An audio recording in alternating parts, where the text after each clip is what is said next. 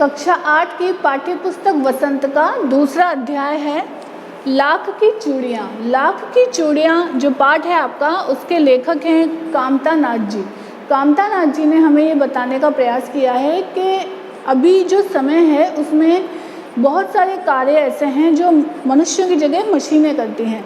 बहुत सारे कामों का जो स्थान है वो मशीनों ने ले लिया है। अब मशीनें अगर काम करेंगी तो मनुष्यों का तो काम ही जो है समाप्त हो जाएगा, और अगर मनुष्यों का कार्य समाप्त हो गया तो उनको फिर बहुत सारी परेशानियों का, समस्याओं का सामना करना पड़ेगा। ये समस्याएं होती हैं उनका घर परिवार चलाने की, उनके खर्चे की समस्याएं, पैसे से संबंधित समस्याएं। उनका अगर काम ही छीन लिया जाएगा तो उनका तो भविष्य ही खराब हो जाएगा। तो ये आपका पाठ इसी बारे में है कि लाख की चूड़ियाँ जो लोग बनाते हैं, जो लोग इसके कारीगर हैं, उनसे अगर लाख की चूड़ियाँ बनाने का काम ले लिया जाए और उसका जो काम है वो मशीनों को दे दिया जाए, तो फिर जो लोग लाख की चूड़ियाँ बनाते हैं उनके पास तो काम बचेगा ही नहीं। उनका काम धंधा छीन लिया जाएगा और कई सारी समस्याओं का उनको सामना करना पड़ेगा। तो ये जो हमारा पाठ है लाख की चूड़ियाँ, इसका सार हम पढ़ेंगे। पाठ जो है, पूरी कहानी आपकी पाठ्य पुस्तक में दी हुई है, आप उसका अध्ययन करें और इस सार को हम यहाँ पर इसको समझेंगे। पाठ का सार, पहला बिंदु है लेखक का ननिहाल जाना। जो लेखक हैं, जिन्होंने ये कहानी लिखी है, जो बता रहे हैं लाख की चूड़ियाँ इस पाठ के बारे में, वो अपनी गर्मियों की छुट्टियों में, जैसे कि हमारे यहाँ पे गर्मी की छुट्टियाँ लगती हैं, गर्मी की छुट्टियों में अपने ननिहाल यानी कि नानी के यहाँ पर जाते थे 1-1.5 महीना रहने के लिए। अपनी नानी के यहाँ पर वे रहने के लिए जाते थे गर्मी की छुट्टियों में। वहाँ पर उनको जाना बहुत पसंद था, वहाँ उनके मामा रहते थे। गांव में लेखक का प्रिय बदलू काका। अब जब वो नानी के गांव में जाते थे तो वहाँ पर एक व्यक्ति था जो लाख की चूड़ियाँ बनाता था और जिनका नाम था बदलू। अब बदलू लाख की चूड़ियाँ बनाते थे और लेखक को वे बहुत अच्छे से, बहुत प्यार से उनके साथ व्यवहार करते थे, तो लेखक को वहाँ जाना पसंद था।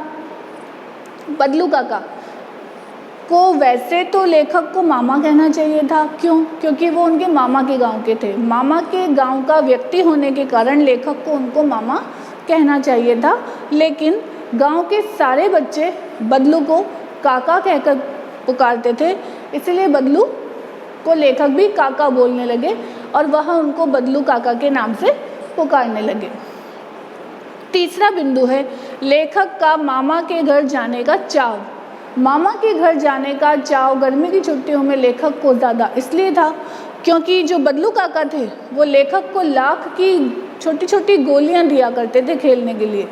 लाख की गोलियां देने के कारण, जो कि बहुत रंग बिरंगी होती थी, बहुत सुंदर होती थी, लेखक को बड़ी अच्छी लगती थी और उससे उनको चाव होता था कि वो छुट्टियों में अपने मामा के यहाँ जाए जहाँ पर उनको बदलू काका मिलेंगे और वो उनको लाख की गोलियां देंगे और लेखक उनसे खेलेंगे।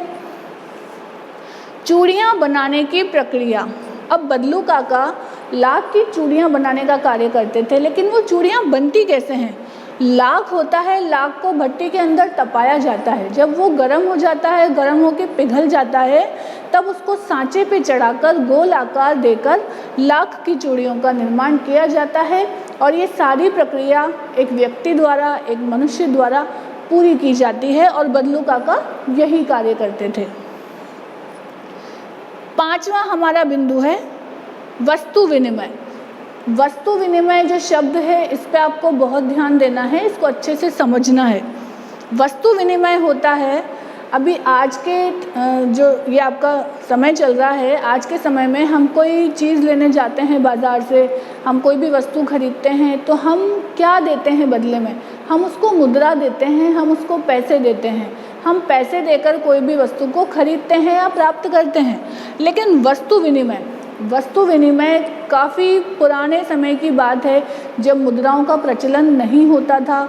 बहुत सारी जगहों पर ऐसा होता था कि वस्तु के बदले वस्तु दी जाती थी। इसी को वस्तु विनिमय कहते हैं। जैसे अगर किसी को गेहूँ लेना है, अगर किसी को गेहूँ खरीदना है, आज हम गेहूँ खरीदते हैं तो हम पैसे देते हैं और गेहूँ खरीद के लाते हैं। लेकिन अगर हम पहले के ज़माने में चल जाएं, वस्तु विनिमय से हम गेहूँ खरीदेंगे, तो अगर हमारे पास रुई है, कपास है, तो हम अपनी कपास को देकर गेहूँ ले लेंगे। तो वस्तु के बदले वस्तु ले लेना, यही वस्तु विनिमय कहलाता है।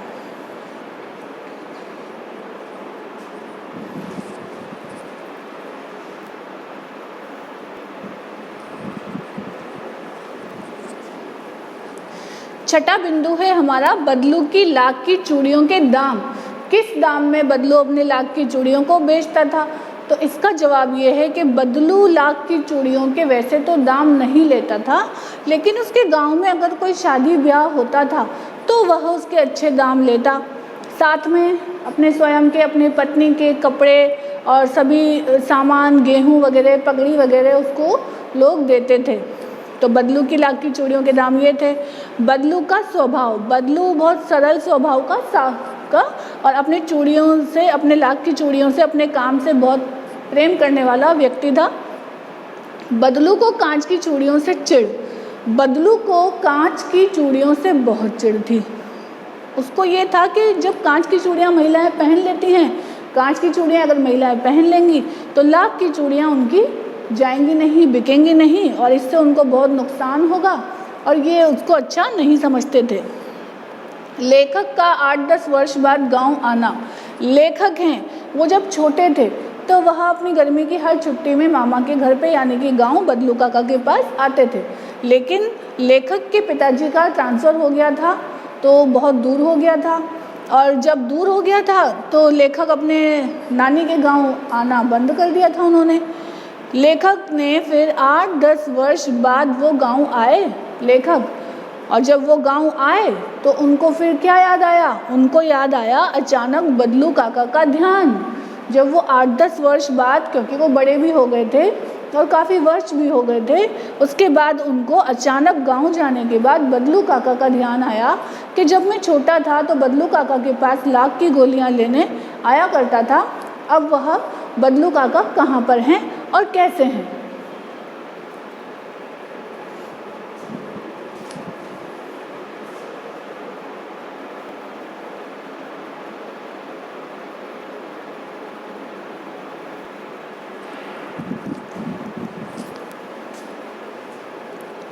फिर हम देखेंगे कि लेखक का लाख की चूड़ियों को देखकर ठिठकना।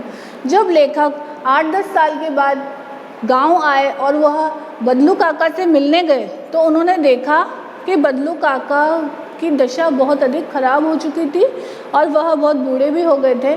और जब बदलू काका की बेटी रज्जो लेखक के लिए पानी लेके आई तो जब पानी उन्होंने लिया, उनकी बेटी की कलाइयों पे उन्होंने लाख की बहुत ही सुंदर चूड़ियाँ देखी और वो देख के आश्चर्यचकित हो गए कि कितनी सुंदर चूड़ियाँ बदलू काका बनाते हैं। तो जब उन्होंने देखी लाख की चूड़ियाँ तो उनको बड़ा ही दुख हुआ कि इतना सुंदर, इतना अच्छा काम करने वाला कलाकार आज इस परिस्थिति में है। बदलू का स्वाभिमानी व्यक्तित्व। बदलू की परिस्थितियाँ कितनी भी खराब रही हों, लेकिन उसने अपने सिद्धांतों को, अपने नियमों को छोड़ा नहीं और अपने स्वाभिमान से अपना जीवन जीता रहा और यह सोचता रहा, यह बोलता रहा कि अगर व्यक्तियों की जगह मशीनें ले लेंगी तो फिर उन मनुष्यों का क्या होगा जो उस काम को करके अपना पैसा कमाते हैं, अपने परिवार को चलाते हैं। हमें प्रयास ये करना चाहिए कि हम मशीनों से एक सीमा तक ही काम लें और मनुष्यों को अवसर दें कि वे काम करें और अपनी रोजी रोटी कमाएं और अपने परिवार को सारी खुशियां दें, अच्छे से संभाल पाएं। धन्यवाद।